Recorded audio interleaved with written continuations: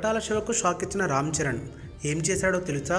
Prince Mahesh బాబుతో భరత్ అనే నేను సినిమా చేస్తున్న కొరటాల శివ ఈ సినిమా తర్వాత యంగ్ టైగర్ ఎన్టీఆర్తో ఓ సినిమా, మెగాస్టార్ రామ్ చరణ్తో ఓ సినిమా చేయబోతున్నాడు. కాగా రామ్ చరణ్ సినిమా కోసం కొరటాల శివ అందుకోబోతున్న పారితోషికం గురించి ఫిలిం నగర్లో తెగ చర్చించుకుంటున్నారు. ఆ విషయంలోకి వెళితే Koratala Shiva Ram Charan combination cinema Konidela productions బ్యానర్లో తెరకెక్కనుంది. ఇది రామ్ చరణ్ సొంత సంస్థ అని తెలిసిందే. మ్యాట్నీ ఎంటర్టైన్మెంట్స్ నిరంజన్ రెడ్డితో కలిసి ఈ చిత్రాన్ని నిర్మించబోతున్నాడు రామ్ చరణ్. కాగా ఈ సినిమా కోసం 14 కోట్ల పారితోషికం కొరటాల శివకు అందబోతుందని తెలుస్తోంది. ఇదేం కొరటాల శివ డిమాండ్ చేసి తీసుకుంటున్న పారితోషికం కాదు. రామ్ చరణ్ ఇంత పారితోషికం ఫిక్స్ చేసి కొరటాలకు షాక్ ఇచ్చాడట.